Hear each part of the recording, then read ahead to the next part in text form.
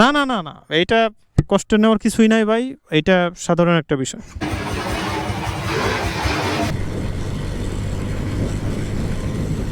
পুরো ড্রাইভার তাই না নাতে?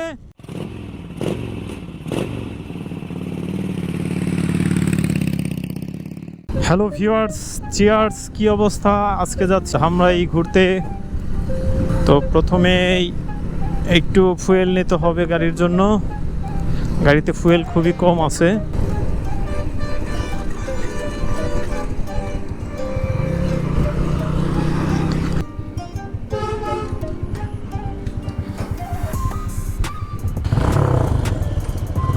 ফুয়েল নেওয়া শেষ, এখন বের হচ্ছে আবার। আসলে সামান্য একটু সময় পেলেই চেষ্টা করি ঘোরাঘুরি করার জন্য। বৃষ্টিতে বারবার বাধা দিচ্ছে আর কি ঘোরাটা। পুরো ড্রাইভারের শুধু পুরো মাত্রায় টান। যাই হোক, আমরা একটু এক্সিলারেটর বাড়িয়ে নিয়েই দেখি কেমন আসে। যেহেতু পিছনে আমার পিলিয়ন আছে, তো গাড়ি খুব একটা দৌড়াবে না। আর গাড়ির সার্ভিসও চলে আসছে। লাস্ট 1 বছরের উপর হয়ে গেছে গাড়ি সার্ভিস দিয়েছি, এর মধ্যে আর সার্ভিস দেওয়া হয়নি, যার কারণে গাড়িটা একটু পারফরমেন্স কম দিচ্ছে আর কি। ধামরাই পৌরসভার ওই জায়গাটা অনেক সুন্দর, বিকেলে অনেক মানুষজন আসে। কর্মযজ্ঞ চলছে রাস্তার। 2টা বাইকে আমরা মোট 4 জন বের হয়েছি আজকে।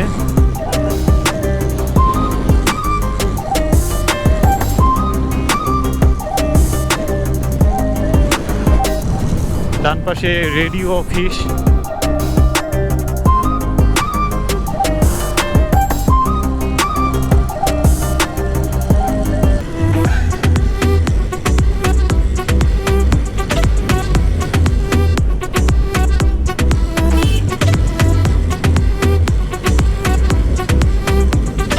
পুরো ড্রাইভার তাই না নাতে?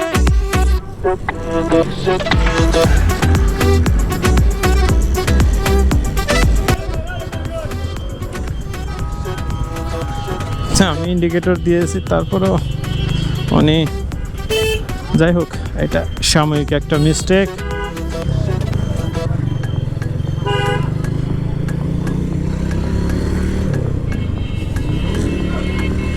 ধামরাইয়ের ঐতিহ্যবাহী রথ, সেটা দিন প্রায় চলে আসছে। আরে আরটিআর, এগুলো কাজ কিনারের গ্যারেজের লোক হবে হয়তো। 2 পাশে গ্যারেজ আছে। নাতি আজকে খেপে গেছে গা। কে? আরে না, ওইখানে তো স্লো ছিলাম। আর আমার গাড়ি তো এত দৌড়ায় না, বুঝো নাই?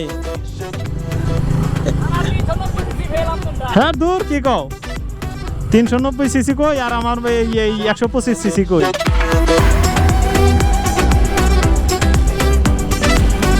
এখানে আমার যতদূর জানা, এটা বাংলাদেশের মধ্যে সবচেয়ে বড় রথ মেলা সম্ভবত এই ধামরাই হয়। 2-1 দিনের ভিতর থেকেই এই রথ মেলাটা শুরু হবে। তখন এখানে ভিড়টাই অন্যরকম। এখান দিয়ে যে বাইক নিয়ে যাওয়া বহুত দুঃসাধ্য হয়ে যাবে তখন। কিছু কিছু দোকানপাট হয়ে গেছে অলরেডি এখনই। এই যে এইখান দিয়েও অনেক দোকানপাট বসবে। ধামরাইয়ের এই জায়গাটা সবচেয়ে একটু ঝামেলা হয় অটোরিকশাওয়ালাদের জন্য। এখানে সব সময় মানে আমি যখনই আসছি ঠিক তখনই এখানে খুবই একটা ভিড়, যেহেতু একটা বাজারের মতো এরিয়া মফস্বল এলাকার ভিতরে।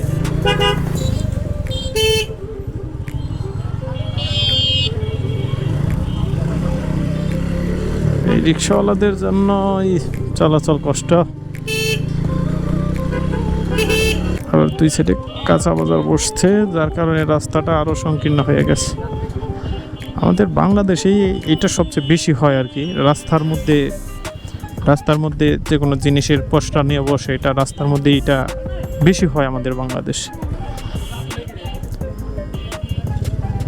দেখা যাবে ভিতরে জায়গা থাকবে দোকানপাটের দিয়া, ওই সেট দিয়ে, সেখানে বসবে না।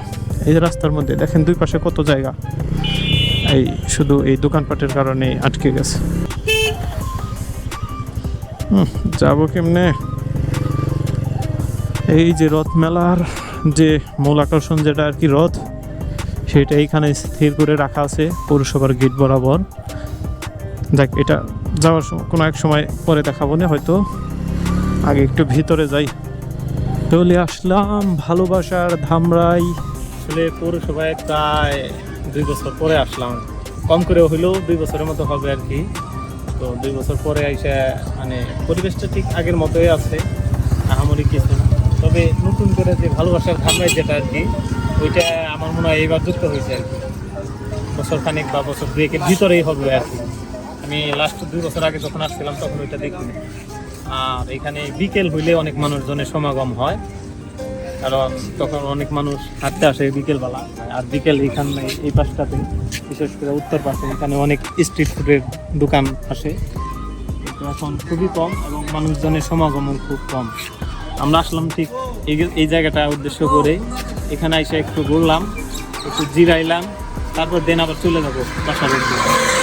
ঝাঁক ধরে বানর এখানে থাকতে আছে, এই যে তারপরে অনেক বানর, অনেকে অনেক খাবার নিয়ে আসে এদেরকে খাওয়ানোর জন্য।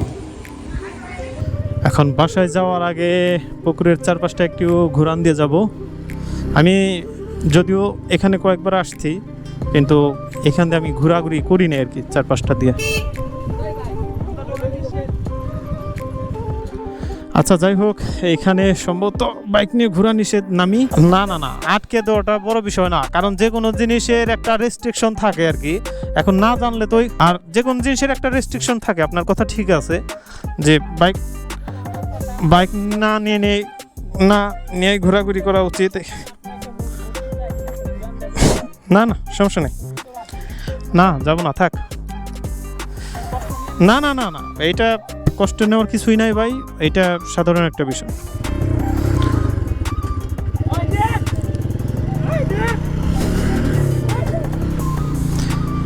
আচ্ছা যাই হোক, বাইক নিয়ে চারপাশটা একটু ঘুরান দিতে চাইছিলাম।